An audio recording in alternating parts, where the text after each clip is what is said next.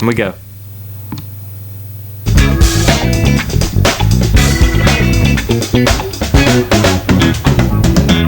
Welcome back to the 13th Destiny podcast with Magnum, and of course my co-host Danielle Long, standing by in San Diego.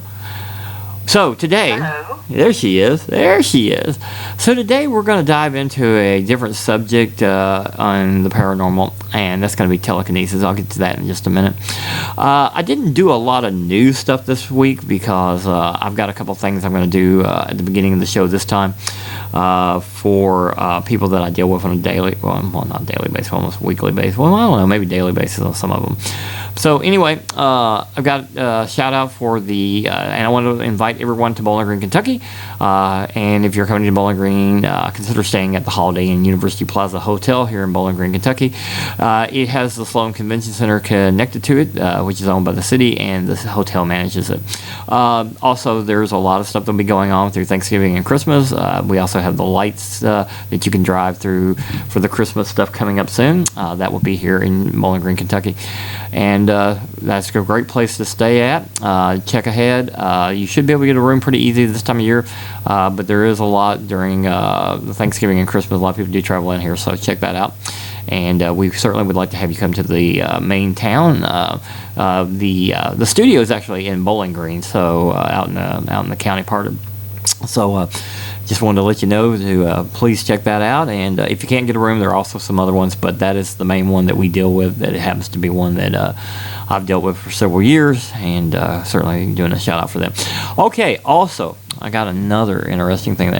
I just wanted to say, and apparently she will be a new person that I talked to today. She actually listens to podcasts. She told me she normally listens more to the crime stuff like that, but she asked me the name of the podcast. I just happened to be doing my other job and made a delivery to her, and actually it was a catering order, which was kind of funny that she was a podcast person that listens to podcasts. And I was like, this is awesome. So we got a little conversation, and ironically, Danielle, which I didn't mention this part to you before we got on the phone, this person that I talked to actually is from California, actually a little bit north of you, but she got out of California. She actually left. So anyway, it's kind of ironic that was all going on today. So anyway, shout out to Molly, and hope you get a chance to listen to our podcast, and we would certainly like to have you as a new listener to the podcast. And thank you very much for being interested enough to ask me good questions, and we look forward to adding anyone at any time. Okay, so we're going to dive into the subject of telekinesis. Now, let's talk about telekinesis a little bit. Some people say it's not true. Some people say it is. There have been research done extensively in different places on telekinesis, and I'm gonna go into this whole thing about, have you ever been sitting in a restaurant and something happens? Let's take for instance. You think that you keep dropping something. You think it's you. Do you think that it's possible? And this is where I think it's possible. Do you think it's possible someone else is causing you to drop that? Do you think that someone else, possibly with the telekinetic power, could possibly be causing you to move, your hand or something inanimate that's in your hand? Do you think it's possible that you drop this 5 or 6 times and you're thinking, why am I keep dropping this? Well, maybe you're not really dropping it. Maybe it's someone controlling the situation. And we'll get into a little bit more here and everything. So, Danielle, what is your take on if that could be possible? Anything's possible. Okay. But probably highly unlikely. You think it's highly unlikely? Okay. Mm-hmm. Well, let's try it. Possibly. Let's try something else. So a couple of people were sitting across the table from each other, and this is a telekinetic power story, and they were sitting there and they were talking to each other, and this person got freaked out on a date. They got freaked out on a date by their date. And you want to know why they got freaked out by the date? Well, we're going to talk about that. So this is a telekinetic power story that I only got in the last couple of days. I will be honest, I did not have this until the last couple of days. So anyway, this particular person who has allowed me to have this, and they said they were freaked out. Now, I don't know, and she doesn't know, whether or not this is telekinesis, but it still freaked her out enough that she did not want to stay on the date. And this has got to be one of these things where you go, first date is not the time if you got some kind of special power to be showing it off. So anyway, she literally says that this person told her that they could move her glass across the table without ever touching it. Now, whether this is telekinesis, whether this is magic, she said, you know, what you're talking about is probably a possibility that it was telekinetic. The glass suddenly moves all the way across the table. His hands are on the table. There's no manipulation any other way. And she said she was freaked out.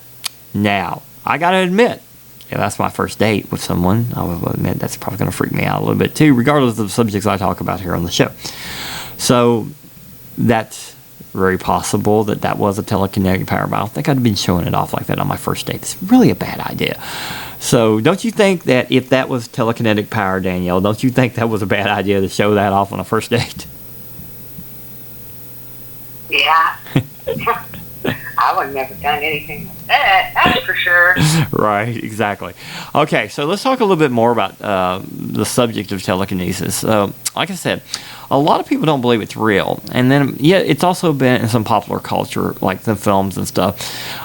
If you think about The Matrix, where he's stopping the bullets and stuff, yeah, that's like a telekinetic power with the mind. If you think about Carrie, the horror film, Over the Top, which is obviously over the top telekinetic power.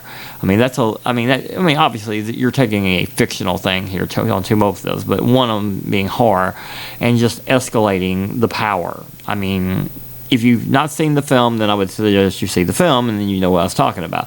I think most people of a certain age have seen Carrie, or I don't know. I haven't seen the remake actually myself, so I don't know I can't really talk about that.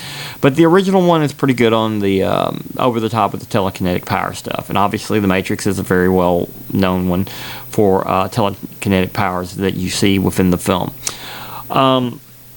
Now, in China, there was a study done, and they invited people from all around the world. That's one of the ones that they did. Even military intelligence, a lot of people got involved with that. So there's been a lot of stuff done on it, and yet at the same time, it seems like it's very hard to get information on the subject.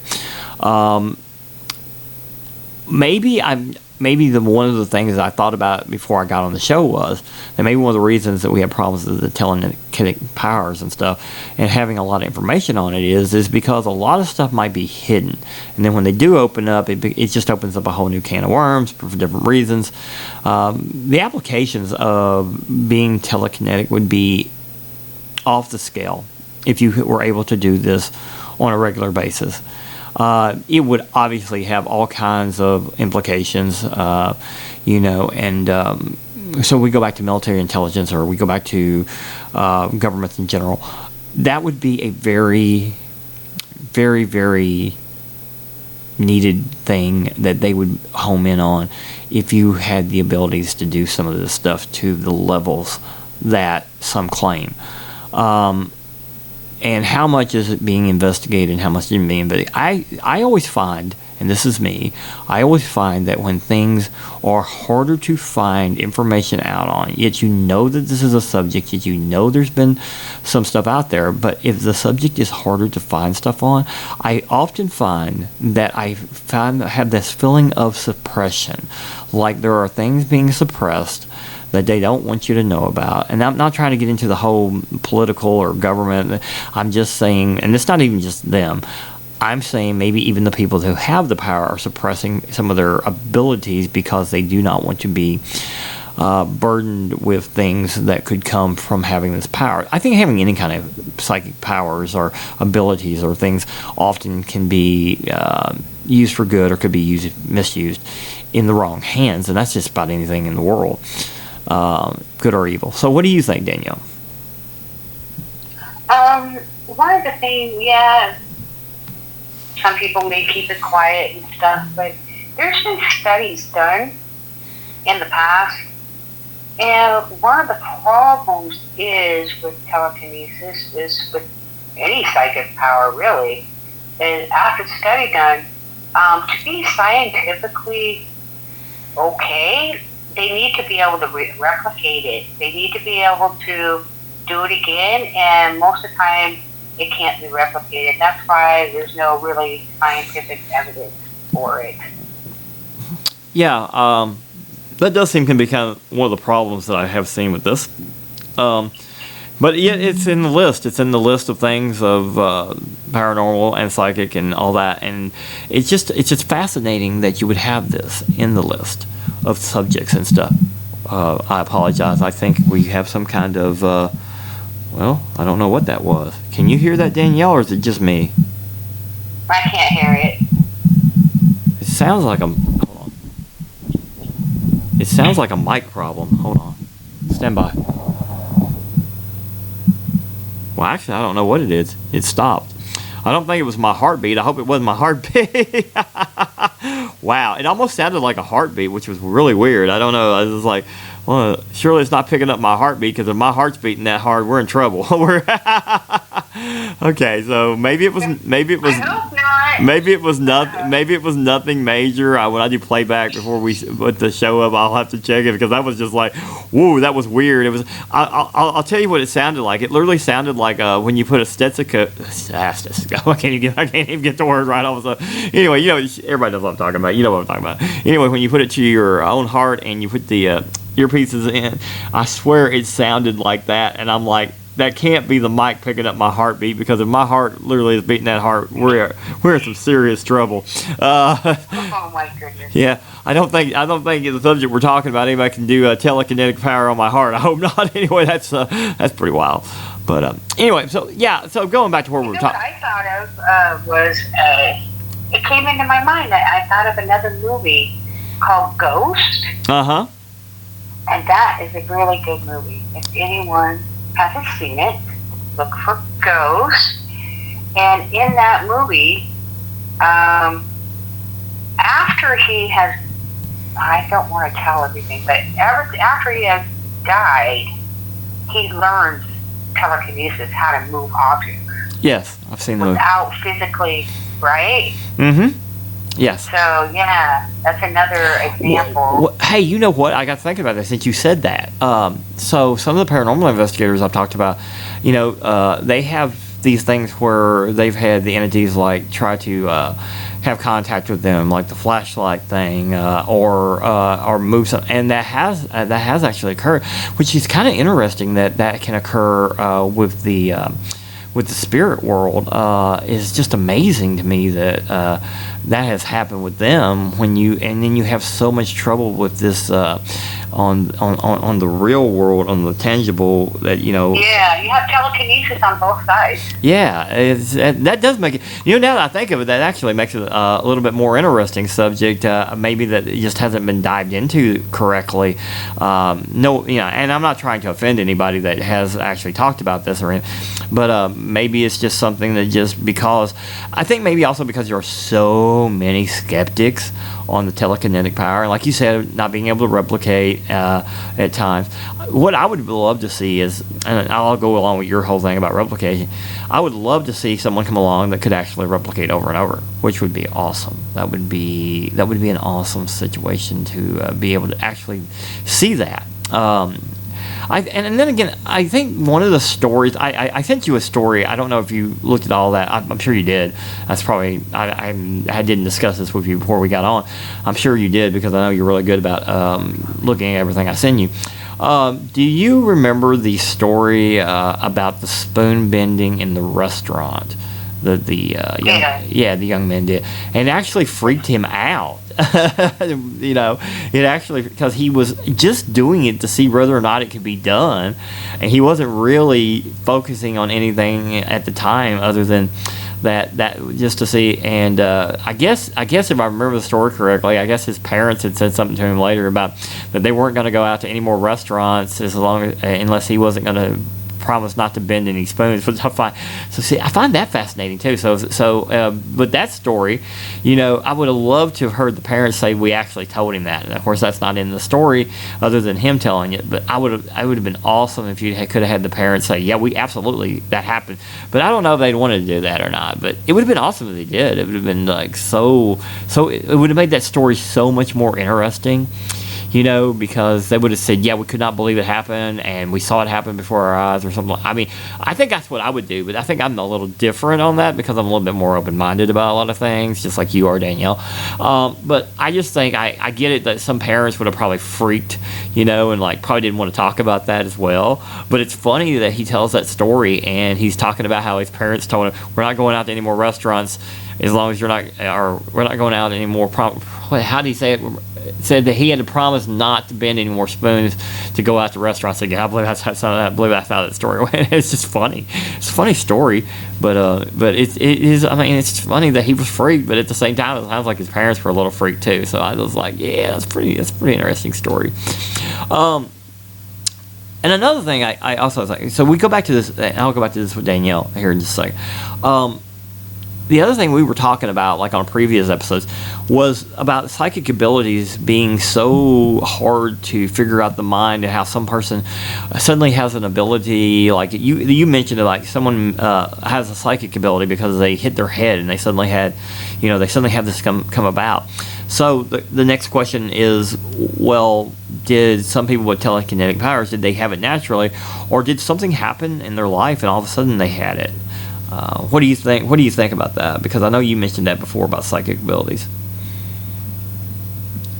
I was saying, were they born with it? Right. Mm-hmm. Or do they get it from like the Matrix? Right, like a Matrix thing, yeah. Right, like because the brain could be like some sort of like a radio that can dial in on certain things at certain times. Right. And we've only... I was talking more about that.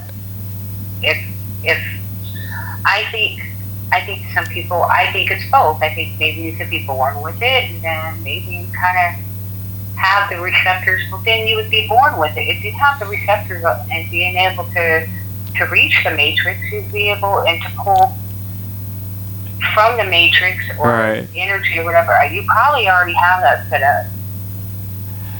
Yeah. Sounds like me talking to myself every morning when I drink that energy drink and go, my receptors aren't firing.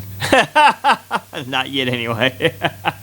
That's funny. Yeah, you brought up receptors. Right. Yeah. Yeah, this is something I do. That's maybe the pineal gland in your brain, the third eye. Yes. That might have something to do with it. They've learned a lot about the brain, but they don't know everything yet. Exactly. So I don't know if they're going to be able to figure out how exactly someone has that. Yeah. They might know what part of the brain it comes from, or for all something like that, but they're not going to know exactly. For all the scanning of the brain and stuff with so many people and stuff that has happened now, it seems like that we still have an issue with, and this is just kind of what I'm looking at. It seems like we have a really hard issue with the mapping of the brain and how it works. And we have a certain level of how things work, but for medical science as well. But I don't think we've got it to beyond just the medical science itself. So how things, because I think even with medical, sometimes they are really surprised when something does things a certain way with the brain that they weren't expecting. And there are so many variables. We only use 10% of our brain. If we could use 100%. Oh my goodness. What would that be like? What would that be like? Yeah, what would that be like? And why can't we use it all? And that goes into a lot of different stuff. Yeah, well, I was gonna say I agree with you. I totally agree with you on this one because it doesn't make sense. Why are we only using 10? We got 90% not being used. I don't quite understand why it functions that way. It seems like and maybe people with telekinesis or psychic powers or whatever, they're using more of that brain. A higher level of brain power. That's. I would think that would be very possible.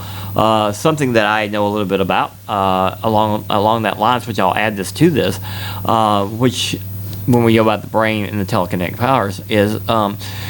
Hypnosis is a very interesting thing, along with brain power, and so if you dive into both of these subjects a little bit, John, we might do this later, but I will dive into just enough to make a connection with the telekinetic power. It is very interesting how some people are very easy to be hypnotized, and other people it's almost impossible. And now, obviously, certain people who do this as performance, obviously, are very picky on who they get from an audience. Now, people who do it for, for like for other research or for investigation purposes, psychologist type stuff, that's a little different. But I do find it's very interesting that they are very, very selective on what they're doing there.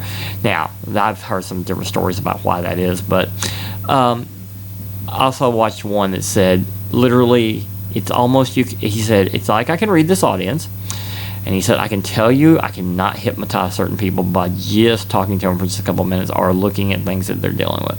He said some people are like next to impossible, and other people, he said, are extremely easy.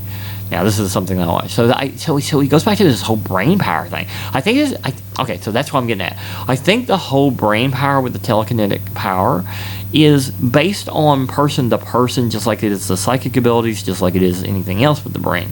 Why we, as just I'll just take me for example. Like I told you the one thing that I could home in on the last episode. I can do that, but I can't see in my mind like a psychic can or hold an object. So it's the same thing goes along with the telekinetic power. Is certain people able to do this because they, like you say, Danielle, like maybe they are using the higher brain power that we're just not using. We just don't understand how to use that. I have something to correct, okay? Okay. So I looked it up because I've always heard we use only like 10% of our brain. So I'm like, okay, let me look this up and make sure that is correct. Okay, so maybe... And it says it's a myth and that we use a significant more portion of our brains throughout the day, and different areas have specific functions. So the modern neuroscience suggests that we actively use much more than the commonly cited 10% myth. Oh, okay. Most of our brain is active and contributes to various cognitive functions. So I'm glad I looked that up because that's what I always heard. All right. Yeah, I wasn't 100% sure on what we were. I just went along because I didn't know myself because I didn't pull it up. But I'm glad you pulled it up. That's awesome. See how great she is. She pulled that up in the middle of the show. Just got in through me. I love it. That's awesome. But that's good to know that we had that, and that was corrected. That's awesome. Thank you for letting us know that, Danielle. That works. So it might not be like the percentage of brain, but how it fires differently. Oh, there. Okay. The different portions of the brain, or how many fire, how many synapses are firing, and all that kind of good stuff. It could be something more like that. Right. Well, see, that makes it more interesting. What we were talking about just a few minutes ago about the whole different people using different levels and all that, and I think there's a lot of problems with the telekinetic thing, and it was, and I'm going to say this was a very tough subject because, like I say, there's not a lot out there, and that's on me because this was a subject. I will admit that this is the subject that I was going to talk about this week. But there is a broad consensus that telekinetic research has not produced a reliable demonstration of the phenomena, and that's one of the problems. I think maybe if there was a very good demonstration that could absolutely be proven beyond a shadow of a doubt, maybe. Okay, I'll just go from my background. Let's just say that you could prove this beyond a shadow of doubt at a level of, like, say you were on trial. Yeah, that would be something that I think a lot more people could home in on.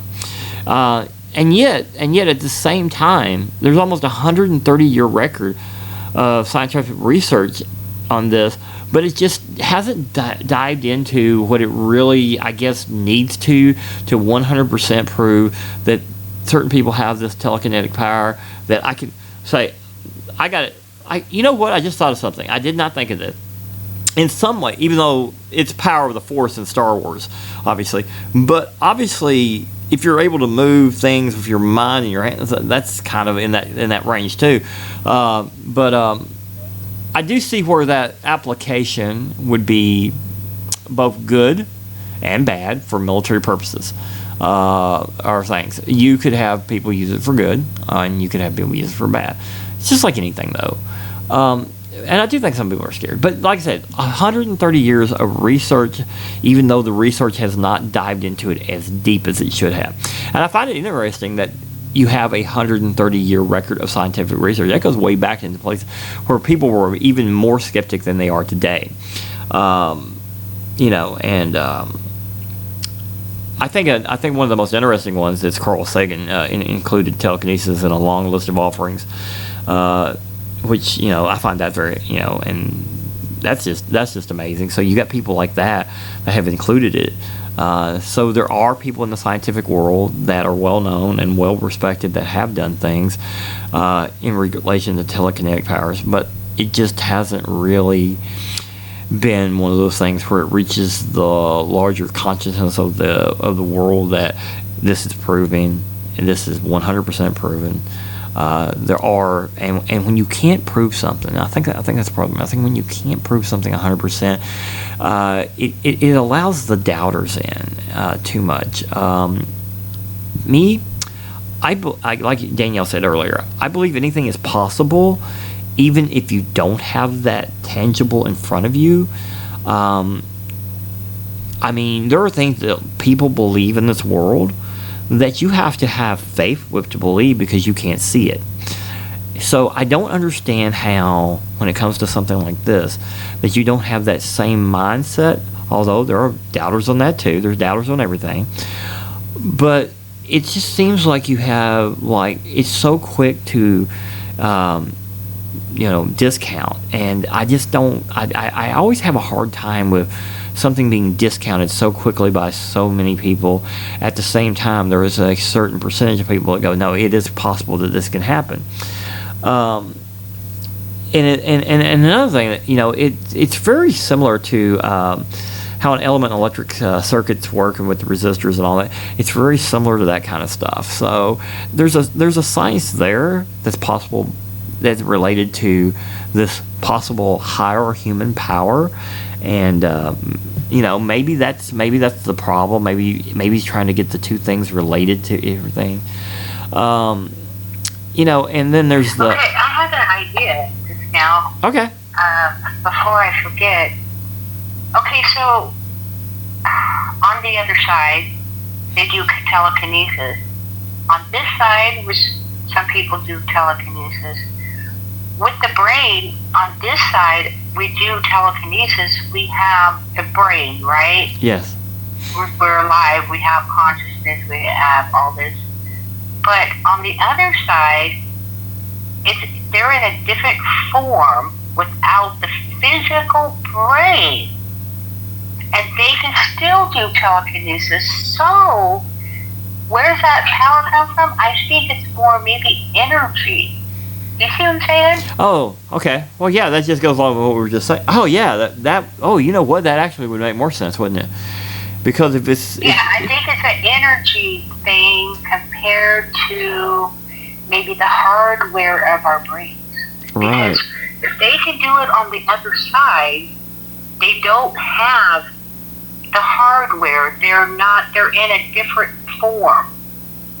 It could be something due to frequency and vibration and all that too. But...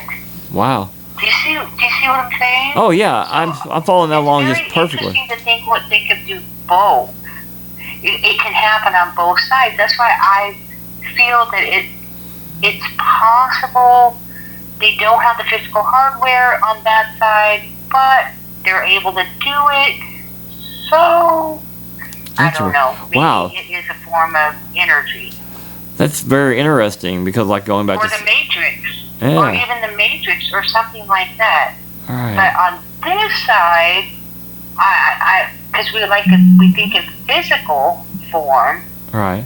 it's something to do with our brain or how it's wired, but then Right. that brings about, then wouldn't anybody be able to do telekinesis or have psychic powers? You see? Oh wow. If it's coming from, right? Oh wow. Yeah, that's that just puts a whole new spin on that. That just you got me thrown for a loop on that one. The more I thought about that, yeah, that is wow. That's interesting. Wonder how that. Well, see, that's another thing. So how do you do experiments with that? Wow, that's yeah. Okay, Here, I think the problem is with the experiment. When someone has a power, they might not be able to sit there and replicate it all the time. right. And sometimes powers go away. There's some of those stories, couple stories that I heard that they had the power and it went away. That's possible. I would think, yeah. You know, it's hard to replicate something over and over and over at will. All right. Sometimes these things happen and they're not really thinking about it. Yeah, that's a good point. And also another thing about the whole replication thing. Also, if you're in the experiment, and you know it's an experiment. It could be also, and this is just a thought process on my part. Are you under a little bit more stress because you're trying to do that in the experiment? And it's like anything else. Like, okay, let's take for example, some people can do a lot of different, like they have certain talents and stuff, and they're usually really good at it. But if they're put in a stressful situation at the last minute, or even maybe even knowing it, but there's something that changes the variable of the experiment or what they're able to do. And it suddenly puts them under a whole new stress because it's just possible that this new stress causes it more likely not to happen than to happen, because if you look at stress in general, stress has a very, very interesting effect on people in different ways. And I could see where you could possibly be under too much stress trying to make it actually be replicated, even though you know you've been able to do this, but now you're in this. Or maybe the chemicals that go on with stress, like cortisol. Exactly. Or whatever, exactly what I was getting at. Yeah. Blocks any kind of energy that you might have. But you know how you try something and you try really, really hard, and the harder you try it doesn't work, and the worse it is? Oh yeah, absolutely. Like that. So maybe some of this stuff you have to be in the right frame of mind, and maybe you just can't reproduce that all the time. See, that makes more sense to me, because the more I thought about this, and what we're talking about, not the replication of something, I got to thinking while we were talking, I was like, well, stress has a very interesting effect, as I said, on the brain. And like you said, you're talking about, the chemicals in the brain that causes it to block stuff, causes you to have these issues. Yeah, I mean, I would think that, okay, I've suddenly got telekinetic powers. I know I can do this. This is a hypothesis on my part, I guess. I know I can do this. I know I can. Let's say I can bend a spoon, or let's say I can move a glass across the table, like that story we were talking about earlier. They put me in this experiment in this room. I got all these people that are wanting me to do this, and this raises the stress level beyond belief. Okay, because you're trying to make this happen, to try to prove that you can do this, but you just put me in a whole different situation. I'm not calm. I'm trying to stay calm. I know all that, and that to me would be where I think the brain, it starts to shut down the process, because yes, you really want to show them this, but let's just say there's only 20 people. Let's say there's 20 people doing this experiment with you. And they've heard that you can do this, but now you're surrounded by these 20 people watching. You know these 20 people are watching, and you're trying to replicate this, and you cannot get it done, because what's the new variable in this? It's the stress, So I don't understand And it how. makes you look like a liar. Yeah. And that's probably what you're stressed about in the first place, knowing that you can do something. Right, exactly. And you can't, and you're like, what if I can't do it? They're gonna all think that I can't do this, and then that could it might not happen, and then what? You know? Exactly. And I don't know. I didn't dive into all the experiment stuff, or like how they were like done, but I'm just going on just what I would think would be a problem doing an experiment like this with someone who would have this power is if you put them under that stress. A stress that is new, instead of having. Okay, so let's go back to the kid. So let's put these two things together. The kid in the restaurant, when he was trying to do that because he had heard about this stuff and everything, and he was just focusing on the spoon. Now remember, he was just focusing on the spoon, kind of like in. We don't want to give too many things away with our movies that we watch, but anyway, but he was just focusing on that spoon in general. He wasn't doing anything. He was wanting to see whether or not it could be done. Okay, now he literally shut everything else out. He shut everything else out when this happened, according to the way this story is, told. So if you're shutting everything else out, pretty much, now this is pretty good for a kid. I got to admit, because you and I both know sometimes when kids go out to restaurants, it's kind of hard to always keep kids under control. We know this. So to focus on this and not focus on anything else, and for it to happen and to freak him out, tells me that one, he really wanted to see if this could be done, and two, which is going back to the other factor, is he was not under any stress to do this. He was just trying to see if it would work in general. He wasn't under any stress. Now, I don't know what he would have. What he didn't really tell us what on that story, if he other than being freaked out. But freaked out sometimes can also stress you. So that might have been the end of that right there. Now. The real question on that was, it freaked him out. So if it freaked him out, as he said, these are his words, and that raised that stress level, could he actually go back and focus again and do it again? See, that's where we have a problem with the replication, is possibly the very thing I've talked about here is the stress level you put someone under. So that might. Yeah, I just thought of something though. The movies though show, like the Carrie movie you mentioned. Mm-hmm. That when she gets so mad, that's when things like, there's another movie called Firestarter. Oh yeah, Firestarter's a real good one too. Yeah, yes, Firestarter. They have to have this energy inside them, like they get so mad that it just comes out. Right. So that's a big explosion of just energy. Boom. Like angry energy. Right. So it depends on, I don't know. It doesn't seem like stress doesn't help with a lot of things. It doesn't clear your mind. It doesn't No, it does not. So, but I just kind of, when you're talking about that, I just thought to myself, well, these movies are showing emotion. Right. The movies are certainly showing emotion. Yeah. The chemicals of emotion. I'm like, okay, and it wells up, and then boom, it comes out like. I just thought it was just kind of interesting to think about emotion and the chemicals. Right, exactly. Energy, it's kind of like those two movies that we mentioned. It's kind of like the telekinesis with their anger and stuff is like being on steroids. All of a sudden, you have the power, and the steroids increase. But it increases the anger, increases all that sometimes, and now suddenly we have this power that is escalated into a whole new level. Now, granted, the movies are for entertainment purposes as well, but it's very interesting how those are done, and I will totally agree with it. And with the whole chemicals of the brain and all that, it makes it very, very interesting when you think about all of this. And another thing to me on that, what you just brought up, is how can you not possibly think that there are powers out there like this when, now, I don't care anything I've ever worked in any kind of entertainment, if it's fictional, it had to come from some source of reality to make a better fiction. So there you go. The better fiction actually has elements of reality built into them. And I've always known that. I don't know that everybody homes in on that exactly. But the best fiction I've ever seen has elements of reality that we know about from the real world. If you're following what I'm talking about here, hopefully you are. I think you understand that.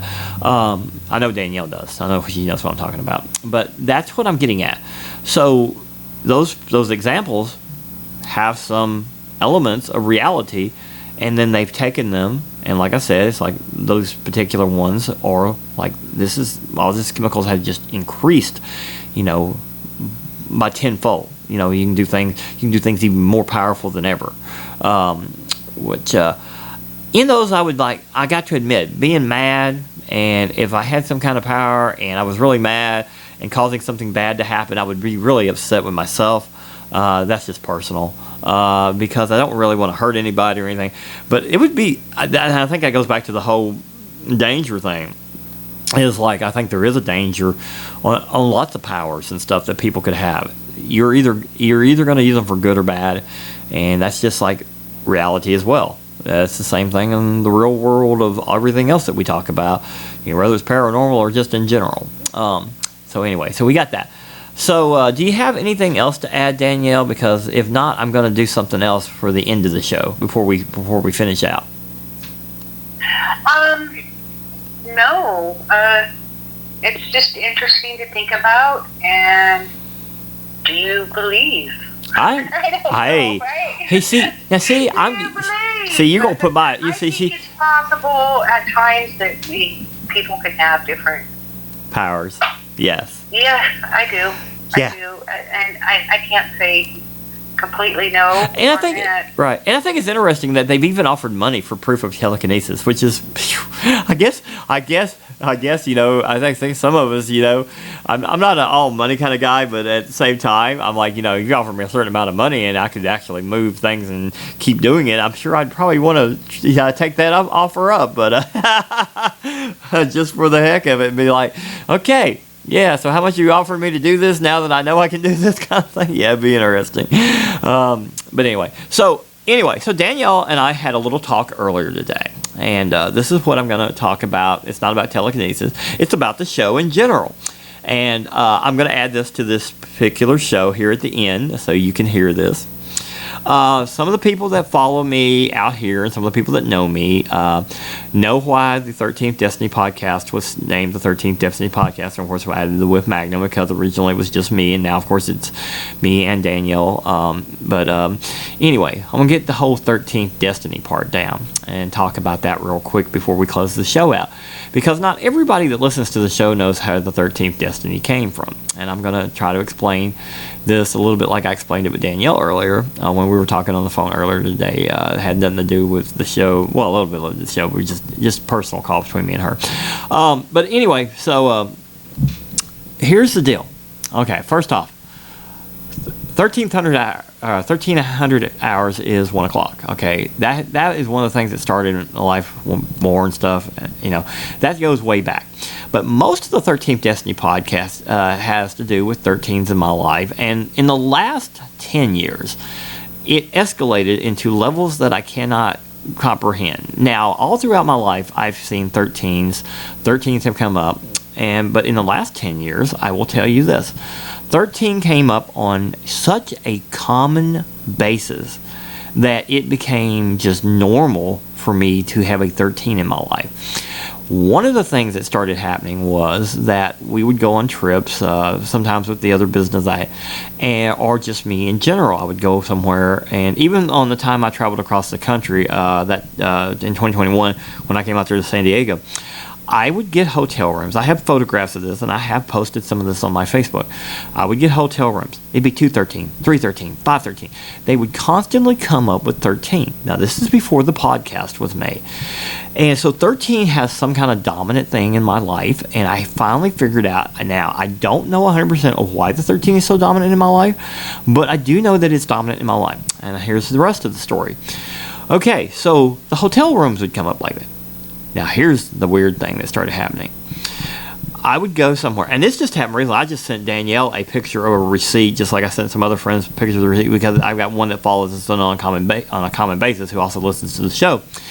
And I'm not even trying. I go into a Walgreens. I get something. I'm not even trying. I don't even really look at these figures most of the time. If I want something, I just go get. Bam! I go to the register. Wow, 13 comes up. It's a 13 amount. Or it's either on the 13 on the side, it's the main number, or it's on the other side. One that happened the other day was I had a 13% discount thing popped up, 13 again. Or I went, to a restaurant and I get a certain thing and I go, oh my God, it's $13.85 or it's 13, and I have picture after picture after picture of these things. This is a common thing. Okay, so those who listen to the show, including hopefully my new friend out there who said that she would listen to the show, 13 comes up on the DoorDash. And it has come up. Now, the two people who DoorDashed with me, Heather and I won't name the other person because she won't be named. That's a long story on that one. But Heather, which is one of the ones that DoorDashed with me on a regular basis, literally would see this come up. Address would be a 13. Or a apartment number would have a 13 in it. Or today, I'm talking to Danielle, and I'm going to tell you what happened. So I left from the Holiday Inn, the one that I'm sorry, that's me. I hit the mic. I apologize. So anyway, I left the Holiday Inn, a parking lot, and I was driving up the road, and I was talking by the way, hands-free. Don't think anybody else was thinking I wasn't hands-free. All my stuff is hands-free. And literally got stopped, and the mailbox is 1312 to my right. And again, talking about this, it came up. Even if I don't talk about it, it comes up. I cannot tell you how many times the 13 has come up in my life. It's just a constant ongoing thing. And that is why when I started doing the podcast, I kept thinking of what is something really interesting that comes up in a strange way that would be related to both me and how I kind of wanted to go with the podcast, which we're more going with the podcast more now that Danielle has been on with the paranormal. So it was kind of how would this connect and what would be interesting, what would be very interesting, and it's something that I could home in on. And so it was the 13th destiny. I decided that 13 is a destiny. Don't know what the final destiny of that 13 is, but these 13s are constant. And today, let's talk about today. Right now, it is 11/13/2023. We are doing the show talking about the 13th destiny. Now, granted, we talked about this earlier about whether or not I was going to talk about this. And we are doing the show on the 13th. And it's the 13th destiny. And again, we have a 13 involved. Now, obviously, doing our show on Monday, it was going to fall that way anyway. But a lot of people who didn't know this might have wondered why the show was named that. And because Danielle asked me earlier why the show was named that. And I told her I would talk about this and let the fans and friends and family that know that, and ones that didn't know, they're the ones around here pretty much know. I've talked about the 13 coming up in my life in a regular way. One of the weirdest things that happened with the 13, and I'll tell you this. I used to have this security officer that worked under me, and his was opposite of mine. He told me that he constantly had 31s coming up on him. We worked together in a gaming hall, and he was one of my security officers, and I worked there. And we would we'd have to pick these vouchers up so people wouldn't steal them, stuff like that. And literally, I would pick one up and it would have a 13 on it. And literally, he'd pick one up and it would have a 31. And it was a constant thing. Or we would see a 13 or it was a constant ongoing thing with numbers with me and him. So he has the 31, I have the 13. And occasionally it would happen opposite with us too. And he was like, oh my goodness, look at this. I would tell him to go do something because when I was his supervisor, sometimes I didn't always go and pick these up. And I was like, hey, we got a couple over there, go grab those. And literally, he'd come back and he said, you ain't going to believe this. And I said, let me guess, 13 on the other side. Literally, this would happen on a regular basis. So that is how the 13th Destiny podcast goes. The 13th Destiny is all to do with 13s in my life. And I thought it would be interesting to put it into the podcast because being like it's got to be some kind of psychic or paranormal connection kind of thing. So it all goes back to that. I enjoy it. It happens on a daily basis, pretty much. I am not kidding. And like I said, in the last 10, now it happened prior to the last 10 years, but in the last 10 years, maybe I homed in on it more. And in the last few years of the podcast, just before the podcast started, I literally was homing in on this because I was going, why am I getting 13? Why am I getting hotel rooms with 13 in it on a constant basis? And like I said, you can go back to my Facebook. This is nothing being made up at all. You can go back through my pictures and stuff. You can find where I posted this long before we started the podcast. And it's just an amazing thing. I hope, and this is what I hope that someday I find out exactly why these 13s come up. It will be a very interesting thing. And I just hope it's nothing negative. So far, the 13s have always been... That's where I want to mention something. Okay. Excuse me. There's a lot of negativity, like Friday the 13th and stuff. Mm-hmm. But what I found is that it depends culturally too. Yes. And in some traditions, particularly in certain Native American cultures, mm-hmm. the number 13 is associated with the lunar calendar mm-hmm. and the cycles of the moon. And the lunar year consists of approximately like 13 months. Mm-hmm. And some view the number 13 as a symbol of harmony with natural rhythms. So in the Hindu tradition too, the number 13 is pretty good. Yes. So I'm just saying, it's not all. What I'm trying to tell you is the number 13 isn't always negative. Oh no, and I don't. And see, I don't. You're right. Right. It's not like always. Yeah, I think in the Hindu tradition, it's also 13 is associated with the lunar calendar. Mm-hmm. Yeah, so right. I don't know. I consider 13 to be a lucky number. I don't consider 13 to be an unlucky number. We won't go. Some people actually have a fear of the number 13. I know they do. I think it's actual disorder. Right. I think it's unfounded though. I think it's unfounded because I think, like you said about cultural things. It's not for them, unfounded. Right. No, I know for them. I know that. But I think they're the ones that believe it's not. I'm not saying that. I'm not. Wait. I'm not saying. Wait, we're going to get an argument here. I'm not saying they don't exist. I'm not. That wasn't what I was saying. I say that it was. It's been because of some of the negativity with the 13. Certain things have been created within our culture that are unfortunate, and I think it has caused some people to have that. And it's very, like you say, it's very real to them. Don't get me wrong. I'm not just counting that in any way. I'm just saying that there's been a lot of negative stuff with 13 in our culture that probably shouldn't have been, but they used that, like for the Friday the 13th, oh my God, something's going to happen to you on Friday the 13th. And then the movies, horror movies will escalate. I can't say anything negative about horror movies because I've made them and I've been in them. So that would be difficult for me to say, well, that's a horrible thing. I'm like, I mean, I can't really discount things that, I've actually been involved with. That kind of would make me kind of look like a hypocrite, and I'm not going to do that. So anyway, I'm just saying on a surface basis is what I was getting at, that our culture has unfortunately put a lot of negativity on some 13, and I don't really think that's necessary because to me 13 is very positive.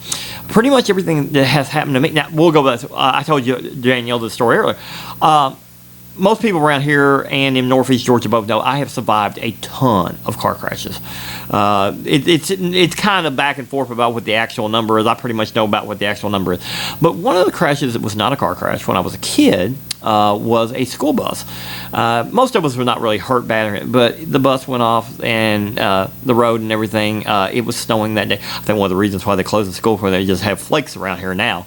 But we didn't do that back then. And so we were going, and the school bus went off the road, not too far from here, and it was on Friday the 13th. Granted, nobody was seriously hurt, including myself.